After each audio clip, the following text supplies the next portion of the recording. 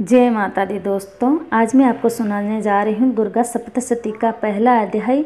जो पहला अध्याय सुनते हैं या पढ़ते हैं उसी के घर में किसी चीज़ की कोई कमी नहीं होती। दुख दरिद्र सारे चले जाते हैं और सुख शांति घर में वास करते हैं। तो आइए शुरू करते हैं। महर्षि मार्कंडेय जी बोले, सूर्य के पुत्र सवाणी की उत्पत्ति की कथा विस्तार पूर्वक कहता हूँ, सुनो। सवाणी महामाया की कृपा से जिस प्रकार मनवंतर के स्वामी हुए उसका भी हाल सुनो। पहले सौरोची नाम राजे था। वह प्रजा को अपने पुत्र के समान मानते थे, तो भी कौलवदंशी राजा उनके शत्रु बन गए। दुष्टों को दंड देने वाले राजा सुरत की उनके साथ लड़ाई हुई। कौलवदंशी के संख्या में कम होने पर भी राजा सुरत युद्ध में उनसे हार गए। तब वह अपने नगर में आ गए। केवल अपने देश का राजा ही उनके पास रह गया और वह उसी देश के राजा होकर राज्य करने लगा। किंतु उनके शत्रुओं ने उन पर वार आक्रमण किया। राजा को बलिहान देखकर उसके दुष्ट मंत्रियों ने राजा की सेना और खजाना अपने अधिकार में कर लिया। राजा सुरत अपने राज्य अधिकार को हार कर शिकार खेलने के बहाने से घोड़े पर सवार होकर वहां से एक भयंकर वन की ओर चले गए। उस वन में उन्होंने महर्षि मेधा का आश्रम देखा। वहाँ मेधा महर्षि अपने शिष्यों तथा मुनियों से शोभित बैठे हुए थे और वहाँ कितने ही हिंसक जीव परम शांति भाव से रहते थे। राजा सुरत ने महर्षि मेधा को प्रणाम किया और महर्षि ने भी उनको उचित सत्कार किया। राजा सुरत महर्षि के आश्रम में कुछ समय तक ठहरे। अपने नगर की ममता के आकर्षण से राजा अपने मन में सोचने लगे, पूर्व काल में पूर्वजों ने जिस नगर का पालन किया था वह आज मेरे हाथ से निकल गया। मेरे दुष्ट एवं दुरात्मा मंत्री मेरे नगर की अब धर्म से रक्षा कर रहे होंगे या नहीं। मेरा प्रधान हाथी जो कि सदा मद की वर्षा करने वाला और शूरवीर था, मेरे वैरियों के वश में होकर न जाने क्या दुख भोग रहे होगा। मेरे आज्ञाकारी नौकर जो मेरी कृपा से धन और भोजन पाने से सदैव सुखी रहते थे और मेरे पीछे पीछे चलते थे, वह अब निश्चय ही दुष्ट राजाओं को अनुसरण करते होंगे तथा मेरे दुष्ट एवं दुरात्मा मंत्रियों द्वारा व्यर्थ ही धन को व्यय करने से संचित किया हुआ मेरा खजाना एक दिन अवश्य खाली हो जाएगा। इस प्रकार ही बहुत सी बातें सोचता हुआ राजा निरंतर दुखी रहने लगा। एक दिन राजा सुरत ने महर्षि मेधा के आश्रम के निकट एक वेश्या को देखा। राजा ने उसे पूछा, भाई तुम कौन हो? यहाँ तुम्हारे आने का कारण क्या है और तुम मुझे शोकग्रस्त अनमन से दिखाई देते हो, इसका क्या कारण है? राजा के ये नरम वचन सुन वेश्या ने महाराज सुरत को प्रणाम करके कहा। वेश्या बोला, राजन मेरा नाम समाधि है। मैं धनिये के कुल में उत्पन्न एक वेश्या हूँ। मेरे दुष्ट स्त्री पुत्र आदि ने लोभ से मेरा सब धन छीन लिया और मुझे घर से निकाल दिया। मैं इस तरह से दुखी होकर इस वन में चला आया हूँ और यहाँ रहता हुआ मैं इस बात को भी नहीं जानता कि अब घर में इस समय सब कुशल है या नहीं।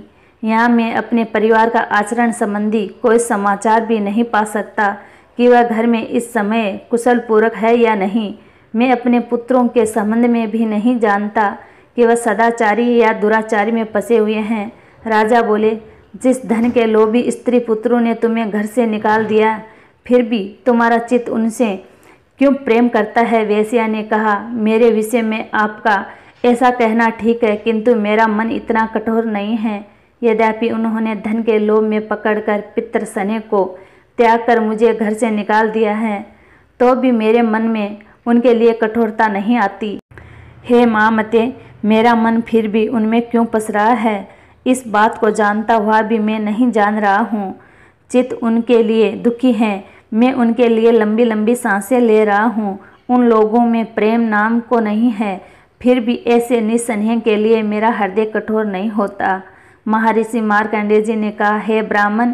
इसके पश्चात महाराज सुरत और वेश्या दोनों महर्षि मेधा के समीप गए और उनके साथ यथा योग न्याय संभाषण करके दोनों ने वार्ता आरंभ की। राजा बोले, हे भगवान, मैं आपसे एक बात पूछना चाहता हूँ, सो आप कृपा करके मुझे बताइए।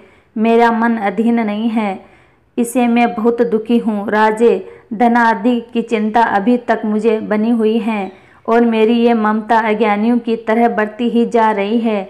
और ये समाधि नाम का वेश्या भी अपने घर से अपमानित होकर आया है। इसके स्वजनों ने भी इसे त्याग दिया है। स्वजनों से त्यागा हुआ भी ये उनसे हार्दिक प्रेम करता है। इस तरह हम दोनों ही दुखी हैं। हे माँ भाग, उन लोगों के अवगुणों को देखकर भी हम दोनों के मन में उनके लिए ममता जनित आकर्षण उत्पन्न हो रहा है। हमारे ज्ञान रहते हुए भी ऐसा क्यों है? अज्ञानी मनुष्यों की तरह हम दोनों में ये मूर्खता क्यों है? महर्षि मेधा ने कहा, विश्व में मार्ग का ज्ञान सब जंतुओं को है। सबों के लिए विषय पृथक पृथक होते हैं। कुछ प्राणी दिन में नहीं देखते और कुछ रात को नहीं देखते, परंतु कई जीव ऐसे हैं जो दिन रात दोनों में देख सकते हैं। यह सत्य है कि मनुष्य में ज्ञान प्रधान है, किंतु केवल मनुष्य ही ज्ञानी नहीं होता। पशु पक्षी आदि भी ज्ञान रखते हैं।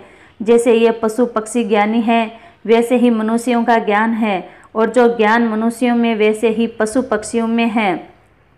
तथा अन्य बातें भी दोनों में एक जैसी पाई जाती है।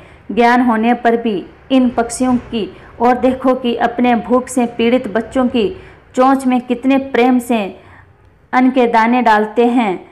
हे राजन, ऐसा ही प्रेम मनुष्य में अपनी संतान के प्रति भी पाया जाता है।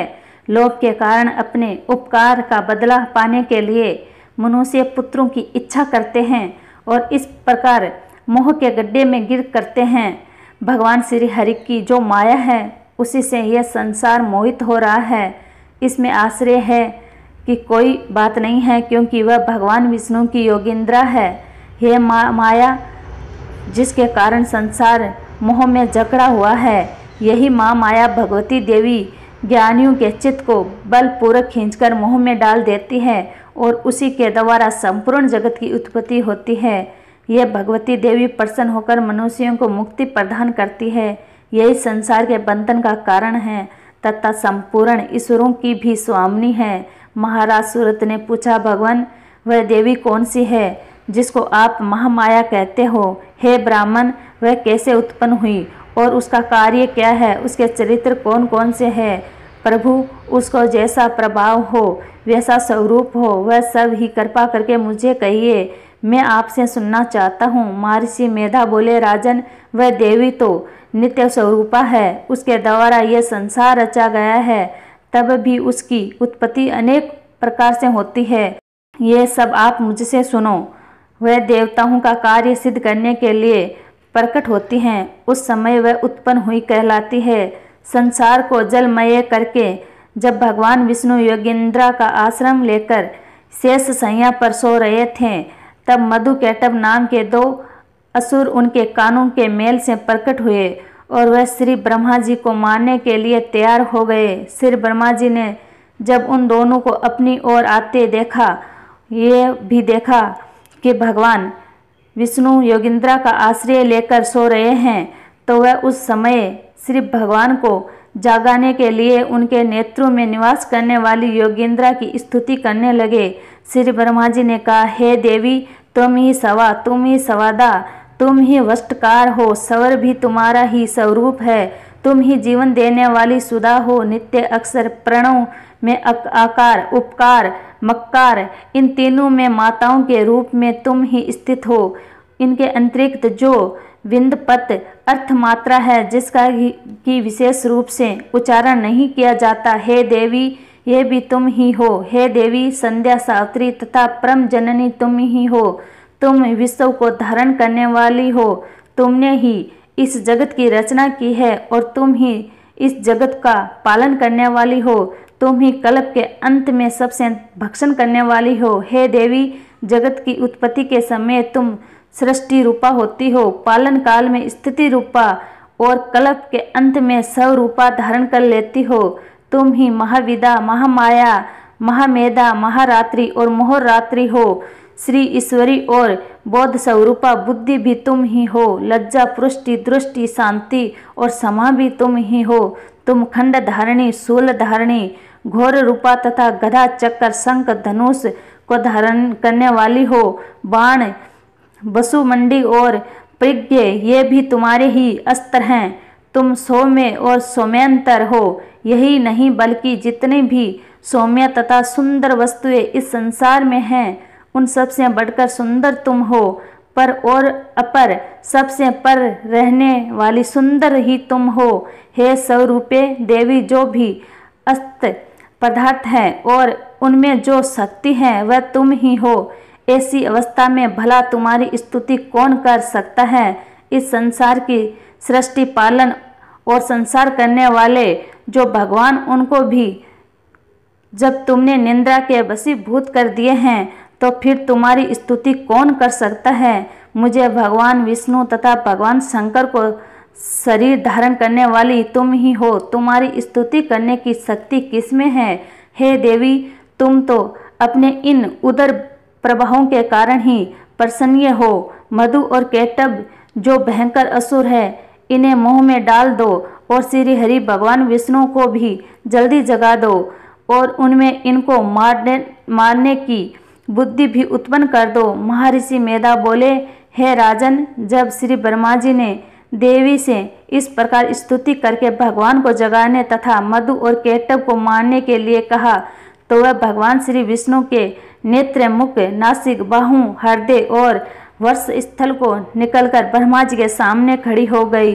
उनका ऐसा करना था कि भगवान श्री हरि तुरंत जाग उठे और दोनों असुरों को मार देवे। अत्यंत बलवान तथा पराक्रमी थे और मारे क्रोध के, जिनके नेत्र लाल हो रहे थे और जो ब्रह्मा जी का वध करने के लिए तैयार थे। तब क्रोध हो उन दोनों दुरात्मा असुरों के साथ भगवान श्री हरि पूरे 5 वर्ष तक लड़ते रहे। एक तो वह अत्यंत बलवान तथा पराक्रमी थे, दूसरे महामाया ने भी उन्हें मोह में डाल रखा था। अंत वह श्री भगवान से कहने लगे, हम दोनों तुम्हारी वीरता से अत्यंत प्रसन्न हैं, तुम हमसे कोई वर मांगो। भगवान ने कहा, यदि तुम मुझ पर प्रसन्न हो तो अब तुम मेरे हाथों से मर जाओ। बस इतना सा ही वर मैं तुमसे मांगता हूँ, यह दूसरे वर से क्या प्रयोजन है। महर्षि मेधा बोले, इस तरह से जब वह धोखे में आ गए और अपने चारों ओर जल ही जल देखा, तो भगवान श्री हरि से कहने लगे, जहाँ पर जल ना हो, सूखी जमीन हो, उसी जगह हमारा वध कीजिए। महर्षि मेधा कहते हैं, तथा अस्तु कहकर भगवान श्री हरि ने उन दोनों को अपनी जांघ पर लिपटाकर उन दोनों के सिर काट डाले।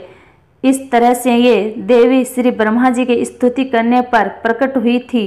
अब तुमसे उनके प्रभाव का वर्णन करता हूँ, सो सुनो। दूसरा अध्याय अगले वीडियो में देखिए। जय माता दी।